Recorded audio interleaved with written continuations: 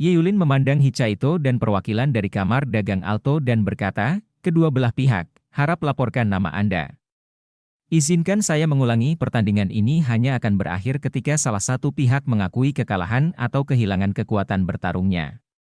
Jika menurut Anda kamu tidak bisa mengalahkan lawanmu, tolong katakan begitu agar kamu tidak membuat kesalahan besar, Tangxi. Hichaito meneriakkan namanya dengan singkat namun tegas, kamar dagang Alto, Zhao Shouze, mulai. Ye Yulin tiba-tiba naik ke langit dan mengumumkan dimulainya pertandingan pertama. Ini bukanlah pertarungan seperti turnamen Master Jiwa Pemuda Elit Kontinental. Itu adalah pertarungan hidup dan mati yang nyata. Ini adalah turnamen bawah tanah, tidak banyak peraturan untuk melindungi para pesaing. Zhao Shouze mengarahkan jari kakinya ke tanah sebelum dia menyerang Hichaito. Tubuhnya bersinar dengan 3 cincin jiwa kuning dan 3 ungu. Terbukti, dia adalah kaisar jiwa berantai 6. Dia mengayunkan pedang perangnya, dan pedang itu menyala dengan percikan merah keemasan yang menyilaukan. Hal yang mengejutkan adalah Hichaito tidak menembakkan meriamnya. Dia bahkan meletakkannya.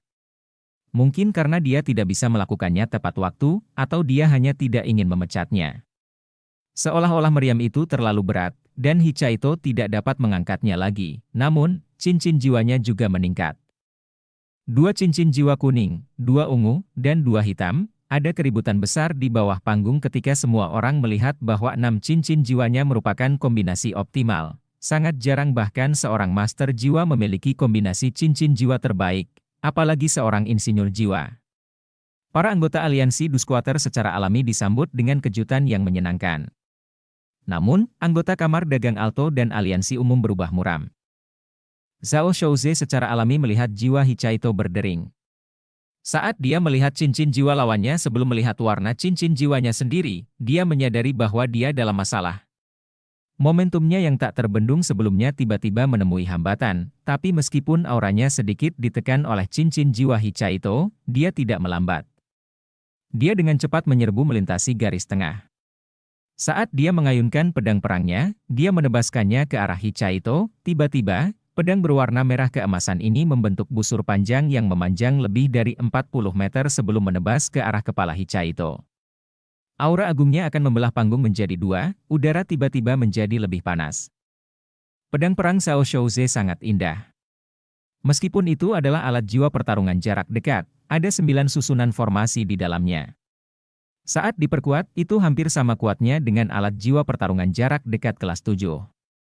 Selain itu, alat ini bisa menempuh jarak yang lebih jauh daripada kebanyakan alat jiwa pertarungan jarak dekat biasa. Itu adalah senjata energi jiwa, namun, Hichaito sama sekali tidak cemas. Kakinya bergerak dengan cepat, dan dia menyeret meriam cepatnya bersamanya. Saat dia bergeser, dia menghindari tebasan itu, sebuah parit panjang segera dibelah saat energi dari pedang perang menghantam tanah. Kedua sisi parit telah berubah menjadi merah seluruhnya, dan bahkan meleleh dengan cepat.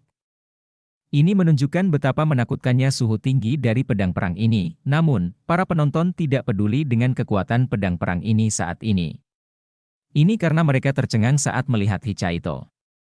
Hichaito mengangkat meriamnya dan menyerang Zhao Shouze, seorang insinyur jiwa jarak jauh, tipe ofensif berlari langsung menuju seorang insinyur jiwa jarak dekat. Apa yang sedang terjadi?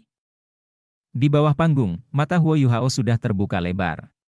Saat dia melihat situasi di atas panggung, dia mengungkapkan sedikit senyuman di wajahnya di balik alat jiwanya yang berbentuk manusia.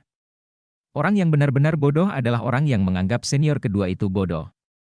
Dalam hal strategi bertarung, senior kedua tidak kalah dengan siapapun.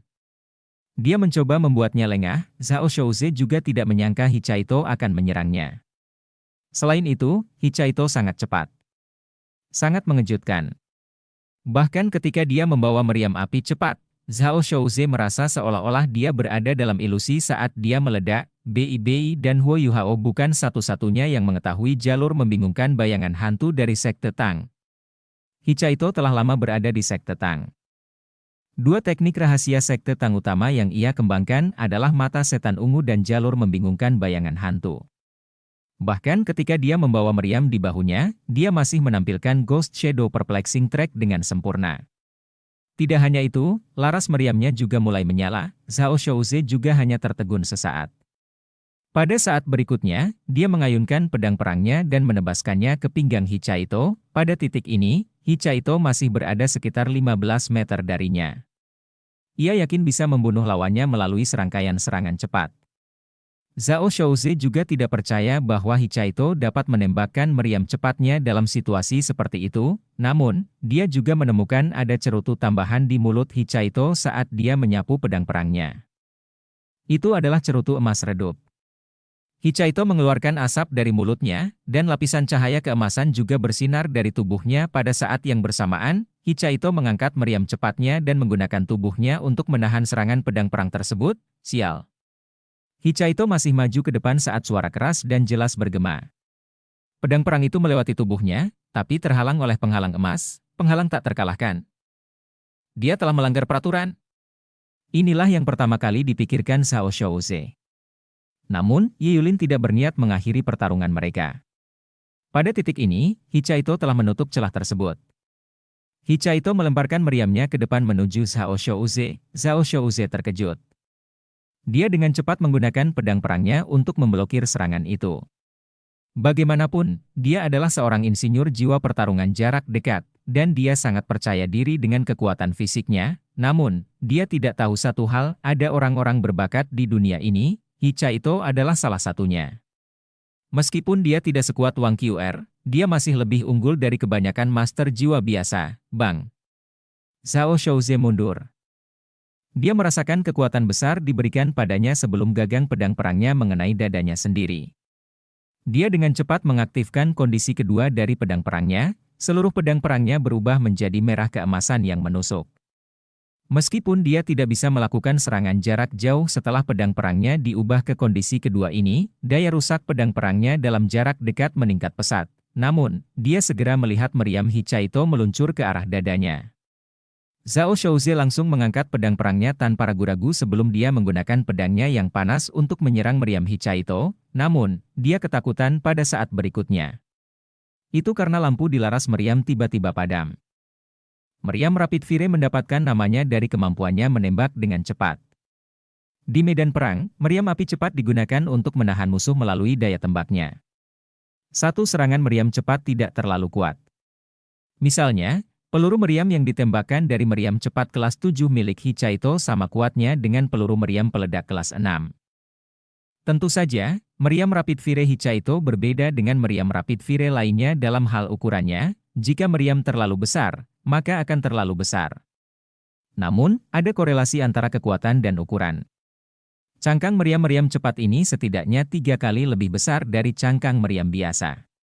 Tentu saja, kekuatannya lebih besar. Setelah ia memukul lawannya dengan laras meriamnya dan memaksanya mundur, Hichaito segera mengarahkan laras meriamnya ke arah lawannya. Itu adalah sebuah meriam. Itu bukanlah alat jiwa pertarungan jarak dekat, tapi sebuah meriam yang bisa ditembakkan. Namun, Zhao Shouze sepertinya telah melupakan hal ini setelah dia dipaksa mundur, dalam keadaan normal. Bilah pedang berwarna merah keemasannya dapat membelah meriam api cepat menjadi dua seolah-olah itu adalah balok mentega. Namun, Hichaito menempatkan meriam cepatnya tepat di depannya. Tidak peduli apa, itu tetaplah meriam, ledakan. Semua orang dapat dengan jelas melihat bola cahaya yang sangat terang bersinar di antara Hichaito dan Zhao Shouze. Kekuatan ledakan dan serangan balik yang luar biasa menyebabkan Hichaito terlempar kembali bersama meriamnya. Pedang perang Zhao Shouze memang sangat kuat, dan layak menjadi alat jiwa pertarungan jarak dekat yang hampir kelas 7. Bilahnya yang berwarna merah keemasan masih mengarah lurus ke atas, dan peluru meriam yang ditembakkan ke arahnya telah dipotong menjadi 2. Namun, 2 bagian peluru meriam masih mengenai dia. Turnamen ini berbeda dari pertarungan biasa antar insinyur jiwa. Para insinyur jiwa hanya bisa menggunakan alat jiwa yang mereka buat. Ini berarti Zhao Shouze tidak memiliki pelindung jiwa otomatis bersamanya. Meskipun cangkang meriam dibelah menjadi 2, itu tetaplah cangkang meriam. Potongannya masih akan terasa sakit saat mengenai tubuhnya. Zhao Shouze juga terlempar ke belakang. Namun, bukan tubuhnya yang terbang kembali. Itu adalah potongan dagingnya. Seluruh tubuh bagian atasnya telah hilang. Hanya kakinya yang tersisa berdiri di tanah. Pedang perangnya bergoyang beberapa kali sebelum jatuh ke satu sisi. Cahaya dari pedangnya juga perlahan memudar. Saat pedang merah keemasannya menyentuh tanah, pedang itu meleleh, seluruh tempat menjadi sunyi, meskipun semua orang tahu bahwa tidak ada aturan dalam turnamen bawah tanah ini, mereka masih merasa tidak nyaman ketika melihat pemandangan berdarah di depan mereka. Tubuh bagian atas orang yang hidup telah langsung dihancurkan oleh meriam jiwa. Saat ini, batuk kering terdengar di seluruh panggung. Selain wakil ketua, anggota aliansi Dusquater lainnya berdiri pada saat ini. Bahkan pesaing nomor 98 yang membenci Huo Yuhao dan Hichaito tidak bisa menahan diri untuk tidak bersorak saat ini.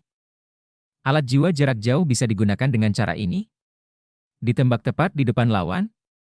Itu terlalu berlebihan. Hichaito terbang kembali karena ledakan balik yang dihasilkan. Saat ini, dia sudah mendarat dengan mantap di atas panggung. Dia bahkan tidak melihat sisa-sisa Zhao Shouze. Dia mengangkat meriamnya, berbalik dan berjalan menuju orang-orang dari aliansi Dusquater. Pertandingan pertama telah berakhir. Tangxi adalah pemenangnya. Setelah mendengar suara tangisan, Hichaito sepertinya memikirkan sesuatu. Dia tiba-tiba menghentikan langkahnya dan berjalan menuju jenazah Zhao Shouze. Dia mengambil pedang perangnya dan menatap Ye Yulin. Setelah itu, dia bertanya, "Ketua Hakim, bolehkah saya menyimpan ini sebagai hadiah?" Mulut Ye Yulin sedikit berkerut. Ini adalah pertama kalinya dia melihat seseorang menggunakan gaya bertarung seperti itu. Namun, gaya bertarung galak Hichaito masih meninggalkan kesan mendalam di benaknya. Tangxi dan Tangwu. Dia pasti ada di sini bersama Tangwu. Sepertinya dia juga cukup berbakat, ya. Namun, kamu hanya bisa menggunakan alat jiwa yang kamu buat di ronde selanjutnya. Baiklah. Hichaito mengikuti instruksi Huo Yuhao dan mencoba yang terbaik untuk mengucapkan kata-kata sesedikit mungkin. Dia membawa meriam dan pedang perangnya di pundaknya saat dia meninggalkan panggung. Setelah dia meninggalkan panggung, panggung dibersihkan. Setelah itu, Ye Yulin berkata, "Pesaing peringkat kedua dan ketujuh, silakan naik ke panggung." Huo Yuhao mengendalikan alat jiwanya yang berbentuk manusia untuk berjalan maju. Ketika alat jiwanya naik ke atas panggung, ia sedikit menekuk kakinya sebelum melompat. Dengan keras, ia mendarat di atas panggung. Kelihatannya agak kikuk, tapi auranya menekan. Di sisi lain, wanita berbaju biru dari Common Alliance juga naik ke panggung. Situasi ini tidak terlalu menguntungkan bagi kamar dagang Alto. Salah satu insinyur jiwa mereka telah tersingkir, dan yang lainnya terbunuh. Meskipun perwakilan dari aliansi umum tidak mendapat banyak nilai dalam tes teknis, mereka semua masih berhasil maju. Mereka jauh lebih beruntung. Dentang, dentang, dentang. Alat jiwa berbentuk manusia milik Huo Yuhao berjalan di depan Ye Yulin. Huo Yuhao mengangguk pada Ye Yulin. Wanita itu tampak sedikit ketakutan, tapi dia tetap berjalan perlahan. Tubuhnya berayun dengan anggun saat dia berjalan mendekat. Dia tampaknya berusia sekitar 18 atau 19 tahun, dan dia menunjukkan ekspresi ketakutan di wajahnya. Ye Yulin berkata, "Kedua belah pihak, harap laporkan nama Anda, Tangwu." Suara dingin Huo Yuhao terdengar, "Namaku Lan Ruoruo." "Saudaraku, kamu tidak akan membunuhku seperti yang dia lakukan sebelumnya, kan?" "Aku sedikit takut." Tubuh Lan Ruoruo sedikit gemetar. Dia juga tampak sedikit pucat, seolah dia benar-benar ketakutan. Huo Yuhao tidak mengeluarkan suara. Dia berbalik dan berjalan menuju sisi panggungnya. Perangkap kecantikan? Wanita dari Common Alliance ini telah menemukan target yang salah. Huo Yuhao telah menderita godaan seperti itu beberapa kali sebelumnya. Misalnya, ada Juzi dan Wang Qr yang sama-sama tampil memukau. Namun, dia tetap setia pada cinta dalam hidupnya. Lan Ruoruo hanyalah seorang wanita yang diasuh oleh aliansi umum. Di matanya, jiwanya telah rusak. Tindakannya tidak mungkin menarik rasa kasihannya. Mata Lan Ruoruo berkilat dengan ekspresi frustrasi. Dia selalu percaya bahwa dia menawan tetapi Huo Yuhao bahkan tidak tergerak. Dia merasa dia keterlaluan. Saat dia memikirkan hal itu, dia juga berbalik dan mundur ke posisinya. Alat jiwa yang diciptakan oleh 3 wanita dari Common Alliance semuanya sangat istimewa. Mereka benar-benar berlawanan dengan alat jiwa Hichaito, karena kecil dan portabel. Aliansi umum membina para wanita muda yang luar biasa karena mereka memiliki misi yang harus diselesaikan. Alat jiwa yang besar dan besar tidak cocok untuk mereka. Sebaliknya, alat jiwa kecil jarak dekat adalah yang paling efektif bagi mereka. Hasilnya, mereka semua adalah master jiwa tipe agility. Mulai. Ye Yulin naik ke langit sekali lagi. Kali ini, dia mengarahkan pandangannya pada Huo Yuhao.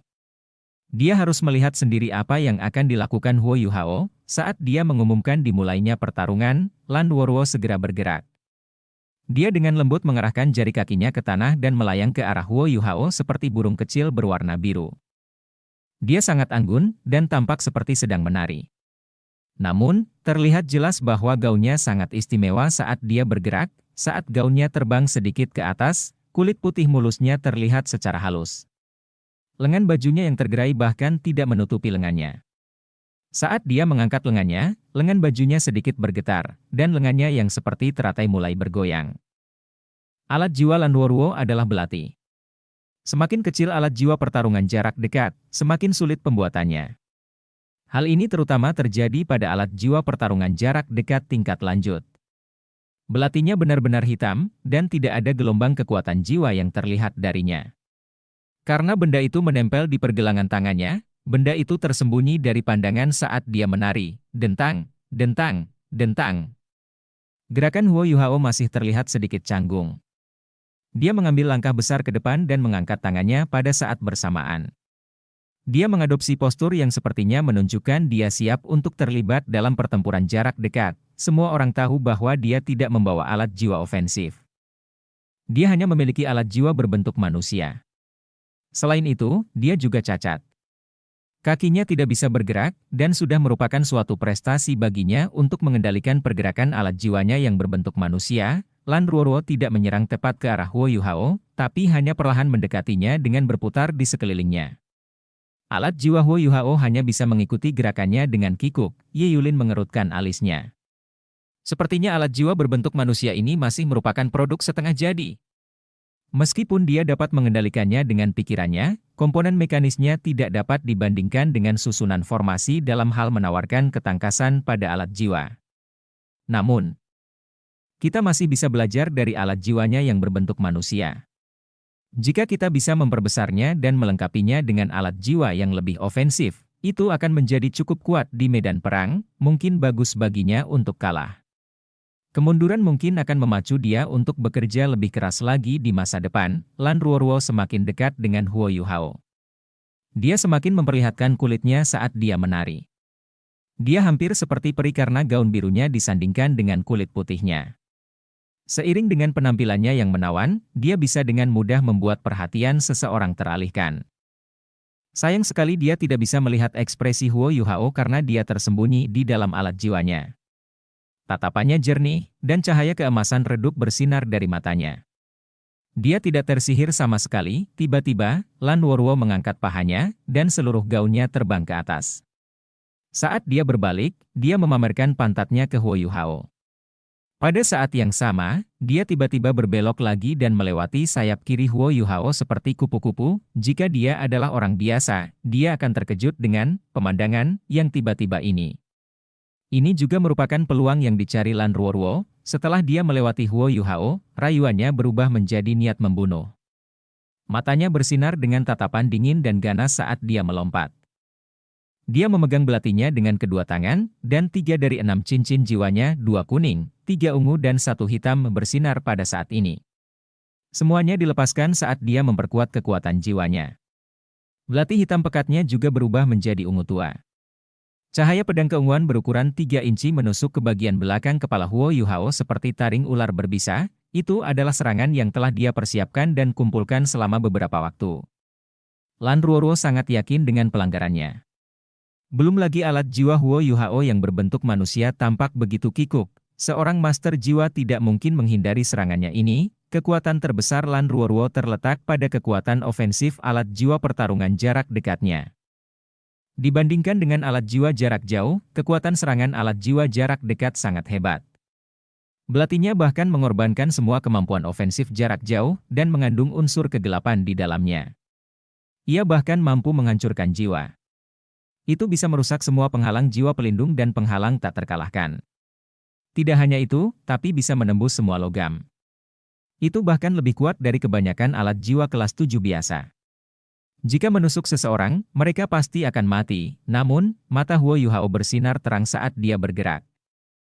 Saat belatinya hendak menusuk bagian belakang kepalanya, Lan Ruoruo melihat 8 garis cahaya putih bersinar dari punggung Huo Yuhao. Kekuatan tumbukan tiba-tiba muncul. Kekuatan tumbukan ini tidak terlalu kuat. Dia hanya dipaksa mundur dengan satu kaki, mengingat budidaya 6 cincinnya. Namun, tubuh Huo Yuhao juga bergerak maju dengan satu kaki. Dua kaki tidak dianggap penting bagi seorang master jiwa atau insinyur jiwa. Namun, hal itu membuat perbedaan besar pada serangan mematikan Lan Ruoruo. Saat cahaya ungu menyala, serangannya tidak mengenai apapun. Pada titik ini, dia merasa segalanya menjadi buram di depannya. Sosok yang tampak kikuk di depannya telah menghilang. Para penonton awalnya mengira Huo Yuhao akan mendapat masalah besar.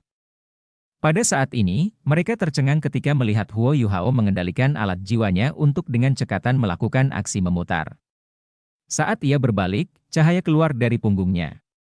Di saat yang sama, seberkas cahaya juga keluar dari pinggangnya.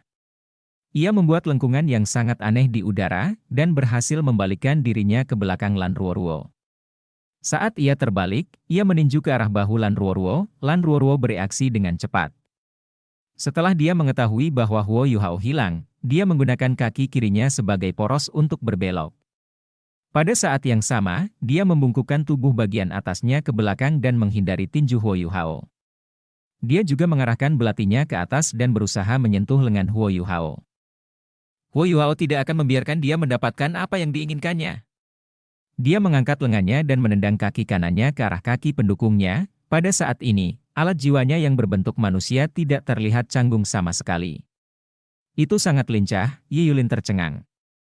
Anak ini selama ini berpura-pura. Kemampuan pertarungan jarak dekat Lan Ruoruo memang hebat. Bahkan dalam situasi yang tidak menguntungkan seperti itu, dia masih mampu mengendalikan tubuhnya sendiri. Dia menggunakan lengan kirinya untuk menopang dirinya sendiri. Dia sudah benar-benar melengkung sekarang. Dia menggunakan kaki pendukungnya untuk bangkit dan menendang lengan Huo Yuhao. Dia mencoba memanfaatkan momentumnya untuk menghindari serangannya. Sayangnya Huo Yuhao tidak mengelak kali ini. Dia meninju pahanya. Bang! Lan Ruoruo menjerit kesakitan. Saat dia membenturkan tangan kirinya ke tanah, dia dengan cepat meluncur mundur. Dia adalah kaisar jiwa, tetapi Huo Yuhao adalah raja jiwa dengan jiwa bela diri kembar. Alat jiwanya yang berbentuk manusia seluruhnya terbuat dari logam langka. Setelah Huo Yuhao menuangkan kekuatan jiwanya ke dalamnya, ia menjadi sangat tangguh. Dia tidak bisa dengan mudah mengatasinya dengan kekuatannya. Selain itu, Lan Ruoruo dengan jelas merasakan aura yang sangat dingin memasuki kaki kirinya. Saat ini, paha kirinya mati rasa sepenuhnya, dan dia tidak bisa merasakan apapun di sana. Huo Yuhao tidak berniat melepaskannya. Tiba-tiba, tubuhnya bersinar dengan cahaya keemasan, dan aura yang tak terlukiskan keluar dari tubuhnya. Alat jiwa berbentuk manusia berwarna putih keperakan berubah menjadi emas seluruhnya, dan aura agung yang dilepaskannya memberikan banyak tekanan pada Lan Ruoruo. Pada saat ini, Lan Ruoruo merasa seolah-olah dia sedang menghadapi gelar Douluo. Dia tidak bisa menahan diri untuk tidak berteriak lagi, dan dia dengan cepat mundur sambil melompat dengan satu kaki. Huo Yuhao mendengus dingin. Dia melangkah maju dengan kaki kirinya dan meninju tangan kanannya. Tiba-tiba, proyeksi tinju emas terang muncul di udara sebelum menghilang. Seketika, itu terjadi sebelum Lan Ruoruo. Pada saat ini, Lan Ruoruo merasa seolah-olah dia sedang menghadapi gelar Douluo. Dia tidak bisa menahan diri untuk tidak berteriak lagi, dan dia dengan cepat mundur sambil melompat dengan satu kaki. Huo Yuhao mendengus dingin. Dia melangkah maju dengan kaki kirinya dan meninju tangan kanannya. Tiba-tiba, proyeksi tinju emas terang muncul di udara sebelum menghilang. Seketika, itu terjadi sebelum Lan Ruoruo, dia dengan panik menggunakan belatinya untuk menahan proyeksi tinju, dan akhirnya hancur. Namun, emas yang menyebar dari proyeksi tinju ini masih mengenai tubuhnya, dia merasa tubuhnya seperti hancur. Trauma spiritual yang tak terlukiskan tampaknya menyebabkan dia menjadi lumpuh dengan cepat. Kekuatan jiwa internalnya sepertinya telah terkekang oleh kekuatan tak kasat mata itu, dan pikirannya sepertinya kehilangan koneksi ke tubuhnya. Sosok di depannya terlalu kuat, dia tidak terluka oleh kekuatan jiwa atau tinju. Dia terluka oleh kekuatan spiritual keturunan penguasa Huo Yuhao. Huo Yuhao memiliki penguat kekuatan jiwa yang dia ciptakan. Susunan formasi penguatnya berada di atas tangan kanannya. Itu memungkinkan alat jiwanya yang berbentuk manusia untuk melepaskan serangan terkuatnya, keturunan penguasanya dilepaskan melalui penguatnya, yang sangat meningkatkan kekuatan serangannya. Namun, Huo Yuhao juga sedikit menyesal.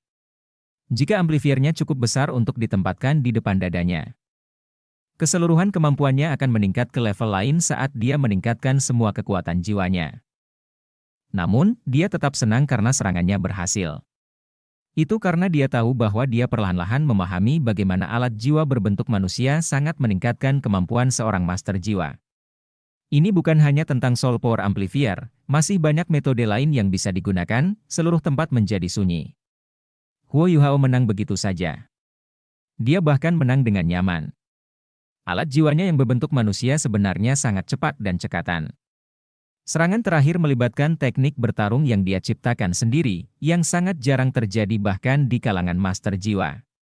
Lan Ruoruo, seorang insinyur jiwa kelas 6 dan kaisar jiwa bercincin 6 kehilangan kekuatan bertarungnya setelah dia terkena tinju. Tentu saja, tidak ada yang tahu bahwa Huo Yuhao telah menggunakan Ultimate Ice-nya pada Lan Ruoruo sebelumnya. Dia menderita karena dia ceroboh. Kalau tidak, dia tidak akan mudah terkena keturunan penguasa sebelumnya, Tang Wu menang. Ye Yulin turun dari langit, tertegun saat melihat ke arah Huo Yuhao. Ada juga ekspresi kekaguman di wajahnya. Dia berhasil. Dia benar-benar berhasil. Dari kelincahan alat jiwanya yang berbentuk manusia tadi, saya tahu bahwa kombinasi komponen mekanik dan susunan formasi pada alat jiwanya sudah sempurna. Soul Power Amplifier-nya tidak terlalu mengesankan. Lagi pula, sulitnya membuat amplifier seperti itu tergantung pada kualitas bahan yang tersedia. Alat jiwa berbentuk manusia seperti itu dapat memungkinkan orang cacat bertarung dengan sangat gesit. Ini sukses. Yang mulia pasti akan menyukai alat jiwa berbentuk manusia seperti ini. Semua orang dari Duskwater Alliance merasa sangat nyaman sekarang.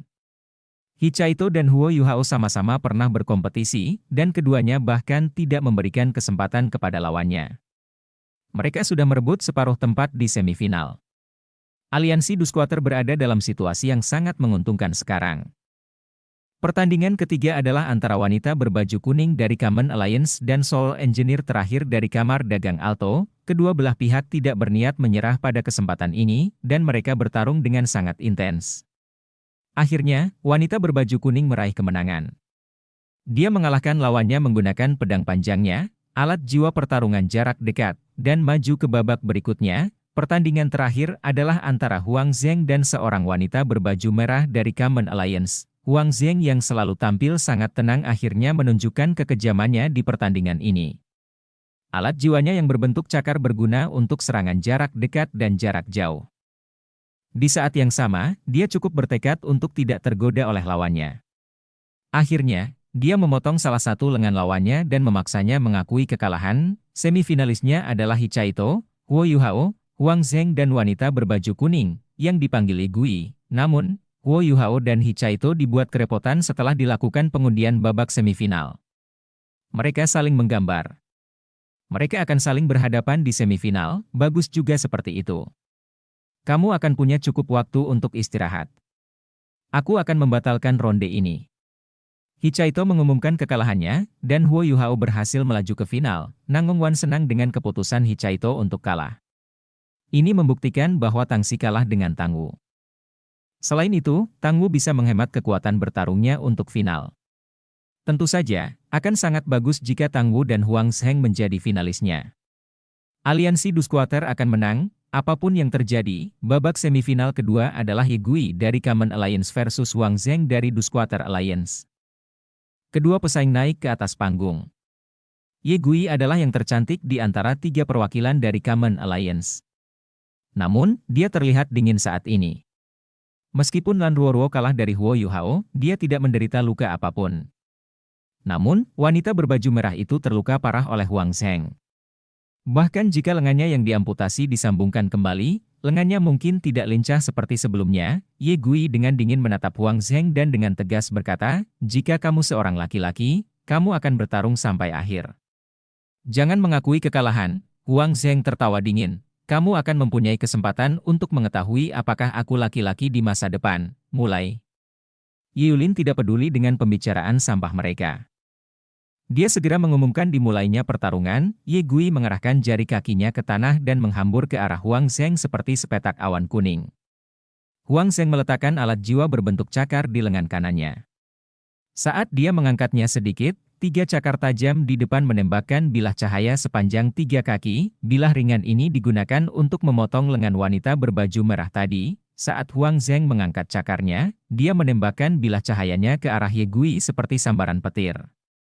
Bilah cahayanya tidak hanya dapat digunakan untuk pertarungan jarak dekat, tetapi juga sangat efektif untuk serangan jarak jauh. Setelah mengunci lawan, bilah cahaya ini berputar keluar dan mencegat Ye Gui dari berbagai arah saat mereka menggambar busur di udara. Mereka tidak mudah untuk dihindari. Selain itu, mereka sangat tajam dan sangat eksplosif. Melawan mereka tanpa pelindung jiwa pasti akan sangat menguras target. Huang Zheng menyebutnya cakar pengejaran jiwa. Setelah melepaskan 3 bilah tajamnya, Huang Zheng melepaskan 3 bilah cahaya lagi dari cakarnya. Dia maju dengan cepat menuju Ye Gui. Ye Gui tidak takut saat dia menghadapi bilah cahaya yang berputar ini. Sebelumnya, dia telah menyaksikan gaya bertarung Huang Zheng. Wanita berbaju merah menderita saat bilahnya pecah. Ye Gui tidak akan melakukan kesalahan yang sama. Dia memutar pergelangan tangannya, dan pedang panjang muncul di genggamannya. Pedang ini panjangnya sekitar 3 kaki 3 inci. Bilah pedangnya setebal 1 inci, dan memancarkan cahaya keemasan. Ada 7 bintang di pedang, dan 3 susunan formasi. Meskipun hanya ada 3, mereka sangat kecil. Susunan formasi miniatur seperti ini hanya bisa dibuat dengan menggunakan teknik canggih. Dia mengarahkan pedangnya ke depan dan dengan lembut mengayunkan pedangnya ke udara. Proyeksi pedang buram telah dibuat. Ding, ding, ding. Saat 3 dentingan terdengar, dia secara akurat memukul 3 bilah tajam yang berputar ke arahnya. Ketiga bilah ini terhenti di udara. Namun, Ye Gui tampak berubah menjadi ilusi saat mereka akan meledak. Dia seperti kabut kekuningan, dan langsung melayang ke depan.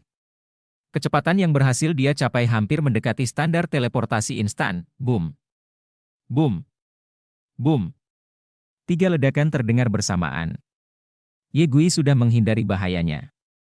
Saat Huang Zheng maju ke arahnya, dia berhasil menutup jarak di antara mereka. Setelah menyaksikan permainan pedang dan kecepatan lawannya yang luar biasa, Huang Zheng sedikit terkejut. Namun, kemampuannya juga tidak biasa. Matanya bersinar, dan dia terus mengambil langkah besar menuju Ye Gui. Penting untuk dicatat bahwa dia berasal dari Gereja Roh Kudus. Tubuh Ye Gui bersinar dengan proyeksi cahaya ilusi. Huang Zheng tidak melepaskan bilah cahayanya lagi. Keduanya dengan cepat bertemu di tengah panggung. Ye Gui jelas membenci Huang Zheng. Saat dia menggoyangkan pergelangan tangannya, pedangnya membentuk seberkas cahaya yang tak terhitung jumlahnya. Garis-garis cahaya bintang ini bersinar terang, ditujukan ke mata Huang Zheng. Huang Zheng tidak panik. Dia meluruskan cakarnya dan mulai menggerakkannya. Lapisan cahaya hijau redup bersinar dari cakarnya, membentuk perisai yang menghalangi cahaya pedang. Cakarnya mahir dalam menyerang dan bertahan. Tidak hanya mereka sangat eksplosif, tapi mereka bahkan memiliki kekuatan pertahanan yang besar juga. Itu sekuat pelindung kelas 6, saat dia memblokir lampu pedang, cincin jiwa ungu ketiga Huang Zheng menyala.